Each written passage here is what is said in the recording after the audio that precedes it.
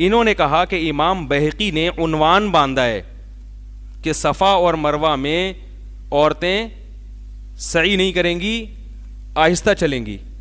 اور امام بہقی نے استدلال کیا ہے کہ بخاری کی حدیث سے جس میں آتا ہے تصفیق للنساء, امام جب غلطی کرے گا تو عورت ہاتھ پہ ہاتھ مارے گی.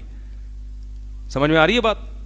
اس سے امام بہقی نے باقاعدہ دلیل پکڑی ہے کہ حج میں بھی عورت کیا کرے گی, صفا مروہ میں یا تو رمل کے بارے میں رمل نہیں کرے گی یا سعی نہیں کرے گی. تو اس سے امام بہقی نے کیا کر رہا ہے, دلیل پکڑی ہے. اور بڑے زبردست طریقے سے دیکھو امام بہقی نے اس سے استدلال کیا ہے. اس سے پتہ چلتا ہے کہ آپ امام بہقی کے اس طرز عمل کو دلیل کہہ رہے ہو, حالانکہ آپ بار بار کہتے ہو دلیل صرف کیا ہے, قرآن اور حدیث. اور استدلال اب دیکھو امام بہقی کا. امام بہقی استدلال کر رہے ہیں نماز کو حج پر, حج کو نماز پر. دونوں عبادتیں کیا ایک دوسرے سے بالکل ڈیفرنٹ. نماز میں آتا ہے کہ عورت بولے گی نہیں بلکہ ہاتھ پہ مارے گی. اس سے امام بہقی کا استدلال کیسے ہے کہ بھائی دیکھو عورت کو بولنے کی اجازت نہیں ہے, یہ حیا کے کیا ہے, اسی لیے اجازت. حالانکہ عورت کی آواز کا پردہ نہیں ہے, وہ ضرورت کے وقت بات بھی کر سکتی ہے, مرد سے مسائل بھی پوچھ سکتی ہے. تو نماز میں بول نہیں سکتی امام صاحب غلطی کر رہے ہو اللہ اکبر بول نہیں سکتی. لیکن نماز میں عورت کی حیا کا خیال کیا گیا ہے, وہ کیا کرے گی, ہاتھ مارے گی. تو اس سے پتہ چلا کہ حیا کا تقاضا ہے کہ عورت لبیک بھی کیا کہے گی, آہستہ, یا رمل نہیں کرے گی یا صحیح نہیں کرے گی. تو میں یہ کہہ رہا ہوں کہ جب امام بہقی حج کے مسائل کو نماز میں کے مسئلے پر قیاس کر سکتے ہیں تو ہم نماز کو نماز پر قیاس نہیں کر سکتے کیا؟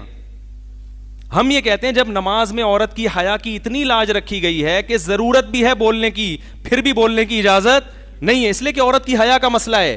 تو پھر عورت کو سردے میں اگر سرین اٹھانے سے منع کر دیا جائے کہ حیا کا مسئلہ ہے, تو اس میں کون سی اتنی برائی ہے کہ آپ نے ساری توپوں کا رخ کیا کر دیا, حنفیہ کی طرف کر دیا, شوافے کی طرف بھی کر دیا لیکن ان کا نام نہیں لیں گے, حنابلہ کی طرف بھی کر دیا مگر ان کا نام نہیں لیں گے, مالکیہ کی طرف بھی کر دیا, نام صرف دیوبندیوں کا لیں گے.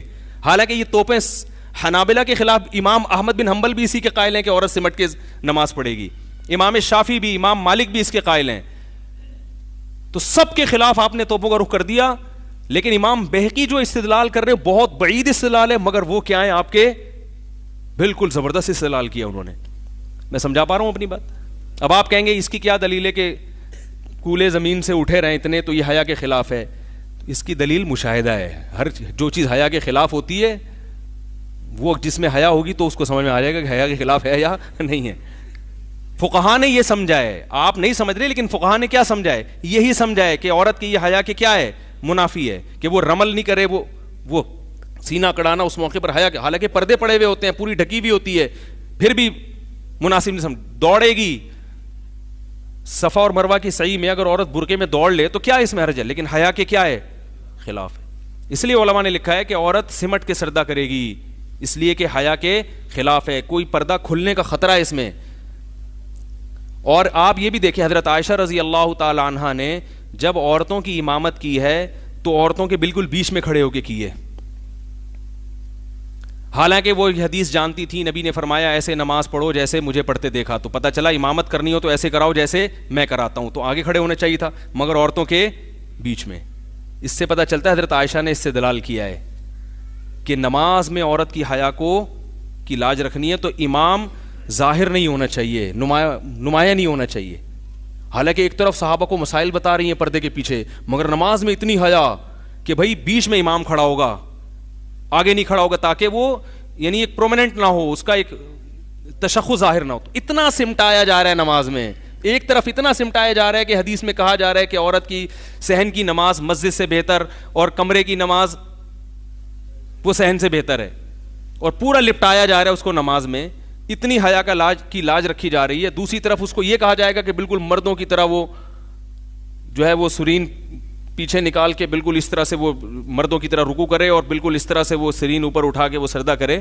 تو یہ تمام فقہا نے یہیں سے استدلال کیا ہے کہ بھائی اس میں عورت کو اپنی حیا کا خیال رکھنا ہے. تو جیسے اس بارے میں نبی کا قول موجود نہیں ہے صفا مروہ کی صحیح میں. تو اسی طرح اس بارے میں بھی نبی کا قول اگر موجود نہ ہو تو یہ ہمارے لیے نقصان دہ نہیں ہے, کیونکہ نبی کے قول کے علاوہ قیاس بھی ایک مستقل دلیل ہے, جس کو آپ نے بھی اعتراف کر لیا امام بہقی کے طریقے سے کہ امام بہقی نے استدلال کیا اس سے, تو اور وہ آپ نے اس کو صحیح مانا استدلال کو. تو امام بہقی نے, کیونکہ وہ آپ کے اس کی تائید ہو رہی تھی تو وہ صحیح ہو گیا, اور جہاں تائید نہیں ہو رہی وہ سارے کیا ہو گئے غلط. اور اس میں غلط تو سب ہوئے, مگر نشانہ کون بنے گا؟ صرف بر صغیر کے علماء. نہ امام احمد بن حنبل کے خلاف یہ کلپ بنائے گا, نہ امام شافعی کے خلاف, صرف ہمیں دے گا اور کہے گا کہ انجینئر چونکہ آ گیا ہے تو سب کی دکانیں بند, اور دکانوں سے مراد صرف علماء دیوبند. حالانکہ انجینئر کے اس طرز عمل سے تو حنابلہ کا بھی نقصان ہو رہا ہے نا, مگر ان کو کبھی نہیں کہے گا. امام احمد بن حنبل کا بھی موقف غلط ثابت ہو رہا ہے, ان کو کبھی نہیں کہے گا. امام احمد بن حنبل سے صراحتاً پوچھا گیا کہ کیسے نماز پڑھیں گے, اور فرمایا کہ سمٹ کے نماز پڑھے گی. حالانکہ امام احمد بن حنبل یہ حدیث صلوا کما رأیتمونی اصلی, ایسے نماز پڑھو جیسے میں پڑھتا ہوں, یہ حدیث جانتے تھے. سمجھ میں آ رہی ہے بات؟